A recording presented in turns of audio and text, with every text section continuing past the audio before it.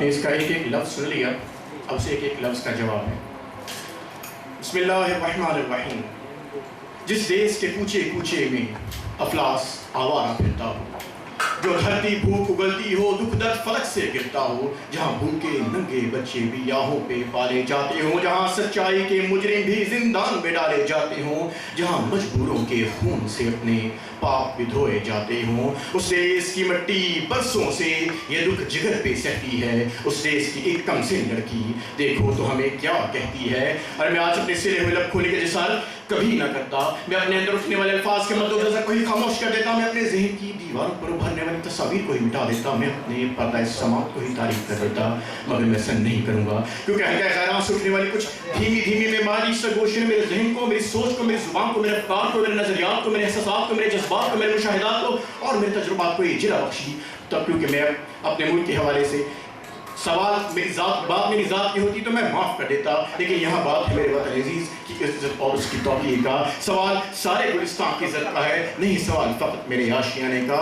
یہ عجب رسم چلی ہے، میرے رقیب آج سورج کو چراغ دکھانے چلے ہیں، ہواؤں کے رستے میں دیے جلانے چلے ہیں، کاغذ کے ناؤ کو سدا بہانے چلے ہیں، کاغذ کے دستانوں سے کوئلے اٹھانے چلے ہیں، سمندر کو دریا میں گرانے چلے ہیں، پھولوں سے ان کی خوشبو چرانے چلے ہیں، اور کہاں ہندوستان کو پاکستان سے ملانے چلے ہیں۔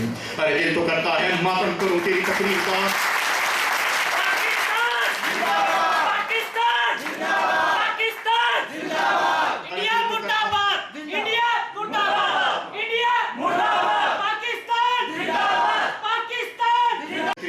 پھر خیال آتا ہے بچی ہے پریشان ہوگی، اور الفاظ گاؤ پیچ مجھے بھی آتے ہیں، کافی اور لفظ کی مالا پیرونا میں بھی جانتا ہوں، جملوں فکروں کی سنزنی میں بھی ماہر ہوں، میں اگر چاہوں تو کافی اور لفظ کی دلہن بنا کر اس کے ماتھے پر الفاظ کی بندیا سجا دوں اور اس کے پاؤں میں خوبصورت جملوں کی پائل پہنا دوں، مگر نہیں، سچائی اور حقیقت کی اپنی ایک زبان ہوتی ہے، اور یہ وہی لوگ سمجھ سکتے ہیں جو عقل و شعور رکھتے ہیں اور فہم و فراست کے مالک ہیں، اور اپنی تو یہ فطرت ہے کہ ہمیشہ دن کو دن اور رات کو رات کہا ہے، سچ کو سچ اور جھوٹ کو جھوٹ کہا ہے۔ ہم تو مدت سے ہی حق گوئی کے مجرم ہیں حضور، ہم پہ الزام بڑی دیر کے بعد آیا ہے۔ ارے 700 بار میں بہن کی پکار پر محمد بن قاسم حجاز چھوٹ کر یہاں گیا تھا، آج اسے ہندوستان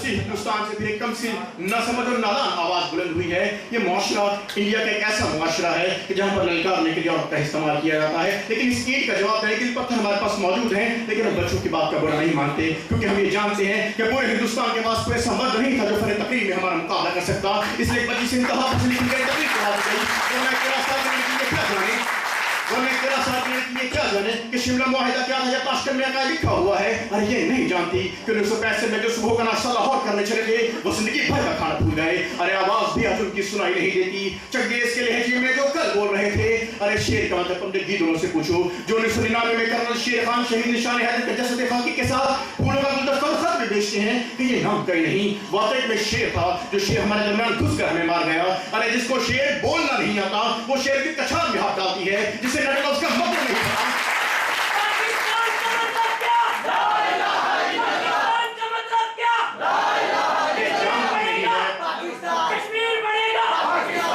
یہ جانتی نہیں ہے کہ ہر شیر کا ایک سوا سر ہوتا ہے، جسے شیر بولنا نہیں آتا وہ شیر کی کچھان میں ہاتھ ڈالتی ہے، جسے نہ لفظ کا مطلب نہیں پتا، جو عام ٹیگ اور پیٹرن ٹیگ کا فرق نہیں جانتی، آج وہ ہمیں کہتی ہے کہ کشمیر تو ہوگا پاکستان نہ ہوگا، تو ہماری فکر نہ کر، فضائے بدر بھی ہوگی، جذبہ ایمان بھی ہوگا، کشمیر بھی ہوگا، دیکھنا پاکستان بھی ہوگا۔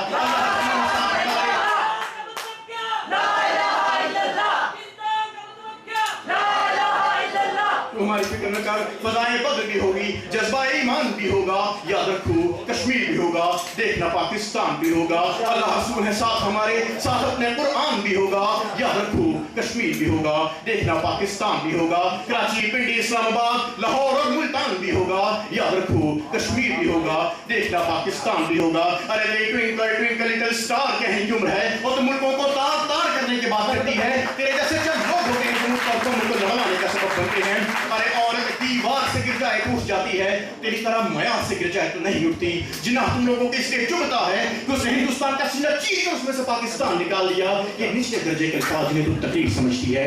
لگتا ہے کرنے سے پہلے کسی سمجھدار سے مشورہ نہیں کیا. اور اگر کسی سے پوچھ لیتی تو کوئی تجھے یہ تقریر نہ کرنے دیتا, کیونکہ وہ ہماری تاریخ جانتے ہیں. وہ جانتے ہیں کہ ہم نے 1000 سال تک تم پر حکمرانی کی ہے. ہم نے بحر ظلمات میں گھوڑے دوڑائے ہیں. ہم نے دریاؤں کے سینے چاک کیے ہیں. ہم نے سمندروں کو سواری پر مجبور کیا ہے. ہم نے صحراؤں کو اپنے تابع کیا ہے. ہوتا ہے یہاں گرد میں صحرا میرے ہوتے. ارے کس کا ہے کبھی خاک پہ دریا میرے آگے. تیرے ملک کے دریاؤں کا پانی اور تیرے ملک کی عورتوں کی جوانی ہمارے ہی ملک کی طرف بھاگتے ہیں. لیکن اب بہت ہو چکا, اب بہت ہو چکا. یہ تیری پہلی غلطی تھی جو لڑکی سمجھ کے معاف کی جاتی ہے. اور الفاظ کا جواب الفاظ میں دیا جا رہا ہے. اگر آج کے بعد ایسی کوئی آواز بلند ہوئی تو وہ آواز دبا دی جائے گی, نکال دی جائے گی, وہ ہاتھ کاٹ دیا جائے گا. ہو بھی سکتا ہے ختم سارا لحاظ, اٹھ بھی سکتا ہے ہاتھ کے ساتھ. ویسے مجھے اس بات کی کوئی امید نہیں ہے, لیکن کوشش کرنا کہ پورے ہندوستان میں کوئی ایک مرد ڈھونڈو جو فن تقریر میں ہمارا مقابلہ کر سکے. ارے وقت اور جگہ تم بتانا. کوئی بھی پاکستانی چنو, کوئی بھی پاکستانی چنو. وہاں حافظ عثمان بھی ہوگا, یاد رکھو کشمیر بھی ہوگا, دیکھنا پاکستان بھی ہوگا. تو ہماری فکر نہ کر. اقبال نے تمہارے بارے میں بہت دیر پہلے کہہ دیا تھا کہ جس قوم سے اپنا وجود نہیں سنبھالا جاتا وہ ہم پر کیا قبضہ کرے گا.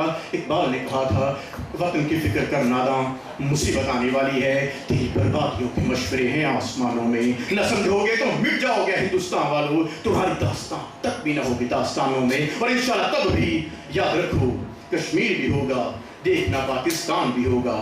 قائد اعظم زندہ باد. پاکستان